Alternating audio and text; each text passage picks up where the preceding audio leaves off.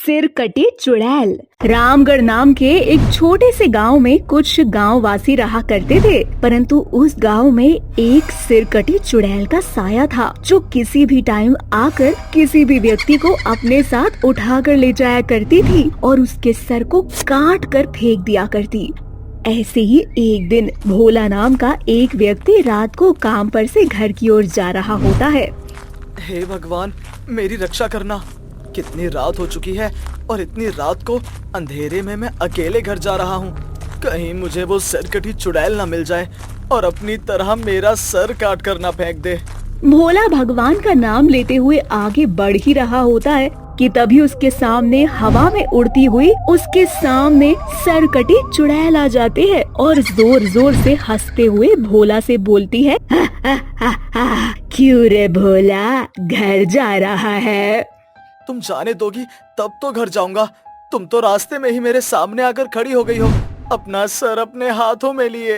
अरे तू तो बड़ा ही तेज है, बेकार ही तेरा नाम भोला रखा हुआ है। अब ले पकड़ मेरा सर और चल मेरे साथ। इतना बोलकर चुड़ैल अपना सर भोला के हाथ में थमा देती है और भोला उसका सर अपने हाथों में लिए कांपने लगता है। भोला डरते हुए चुड़ैल से बोलता है, दुष्ट सिरकटी चुड़ैल, छोड़ दे मुझे। तू मुझे अपने साथ कहाँ लेकर जा रही है? मुझे मेरे घर जाने दे, नहीं तो मैं तुझे मार डालूंगा।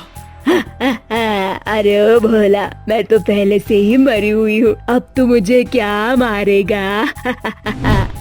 इतना बोलकर चुड़ैल भोला को जंगल में ले जाती है और उसकी गर्दन उसके धड़ से अलग कर देती है और भोला का सिर काटकर गांव के चौराहे में जाकर गिर जाता है। सुबह जब सभी लोग उठते हैं, भोला का कटा हुआ सर गांव के चौराहे पर देखकर सभी गांव वाले आपस में बात करते हुए बोलते हैं, हे भगवान, चुड़ैल ने भोला को भी मार डाला। गाँव वालों, अब हमें उस चुड़ैल से बचकर रहना होगा।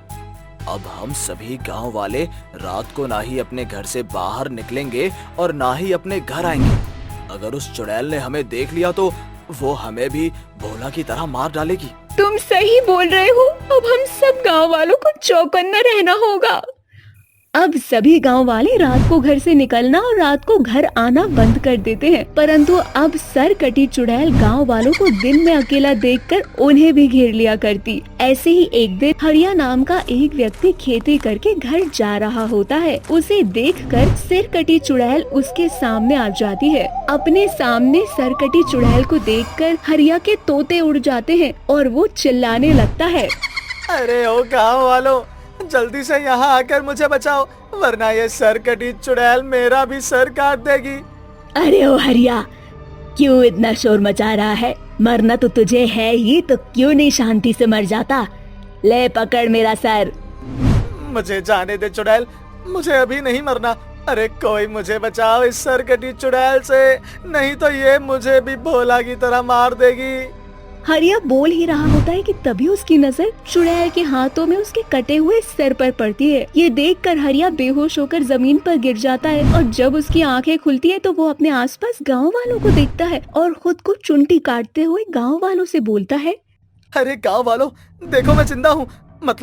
इसका मतलब वो चुड़ैल मुझसे डरकर भाग गई। मैंने उस चुड़ैल को भगा दिया। अरे वाह भैया, तुम तो चुड़ैल को देखकर बेहोश हो गए थे। तुम्हारी रक्षा तो हम गाँव वालों ने मिलकर करी है।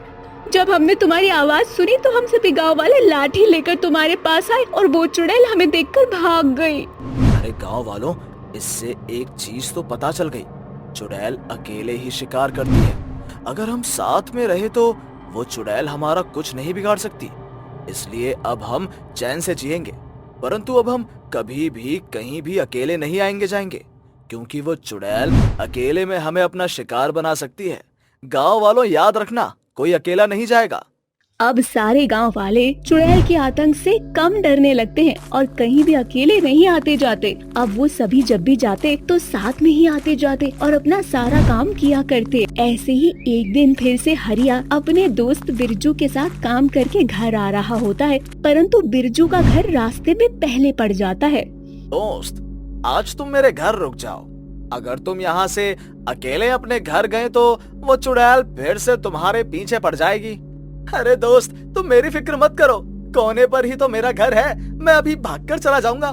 इतना बोलकर हरिया जाने लगता है, परंतु बिरजू को उसकी फिक्र होती है। हरिया जैसे ही आगे बढ़ता है, सरकटी चुड़ैल उसके सामने अपना सर लेकर आ जाती है। हरिया बहुत ज्यादा डर जाता है और चिल्लाने लगता है। उसकी आवाज सुनकर बिरजू गाँव वालों के साथ वहाँ पहुँचता है और उस चुड़ैल को भी गाँव वाले मिलकर घेर लेते हैं। जिसके बाद गाँव के एक तांत्रिक बाबा आते हैं और चुड़ैल के ऊपर माता रानी का लाल सिंदूर फेंकते हैं, जिससे चुड़ैल कमजोर पड़ जाती है। उसके हाथों से उसका सर जमीन पर गिर जाता है। जिसके बाद चुड़ैल बाबा से बोलती है, बाबा अब तुमने गाँव वालों के साथ मिलकर मुझे पकड़ा है। तूने अगर मुझे छोड़ दिया तो मैं और ज्यादा खूंखार हो जाऊंगी, फिर कोई भी मुझसे नहीं बच पाएगा। हार तो मैं तुझे दूंगा ही चुड़ैल, पर तू मुझे ये बता कि तू ये सब क्यों कर रही है? क्यों इन मासूम गांव वालों को इतना सता रही है? बाबा मैं इंसान वालों को सता नहीं रही हूँ, बल्कि अपने दर्द को कम कर रही हूँ। जब से मैं चुड़ैल बनी हूँ तब से मुझे दर्द होता है, और अगर मैं किसी इंसान को नहीं मारती तो मेरा दर्द इतना ज्यादा बढ़ जाता है कि मैं तड़पने लगती हूँ। मैं मारना नहीं चाहती थी, परंतु कुछ साल पहले जब मैं सुनार की दुकान से सोना लेकर लौट रही थी, तभी कुछ डाकू आए और उन्होंने मुझसे मेरे सारे जेवरात छीन लिए। मैं किसी को उन डाकू का सच न बता सकूं, इसीलिए उन डाकुओं ने मेरा सर धड़ से अलग कर दिया। बस तभी से मैं चुड़ैल बनकर गांव वालों को सताने लगी, क्योंकि हर रात को मुझे वही दर्द होता है जो दर्द मुझे मरते समय हुआ था। बस इसीलिए मैं लोगों को मारती हूँ। बाबा मुझे मुक्ति चाहिए, मुझे मुक्ति दे दो। ठीक है, मैं तुझे मुक्ति दूंगा ताकि तू अपने दर्द से आजाद हो जाए। अब बाबा सभी गांव वालों के साथ मिलकर एक पूजा करते हैं और हवन कुंड में चुड़ैल का सर डाल देते हैं। चुड़ैल का सर जलते ही चुड़ैल की आत्मा को शांति मिल जाती है और वो मुक्त हो जाती है, जिसके बाद सभी गांव वाले चैन की जिंदगी जीने लगते हैं।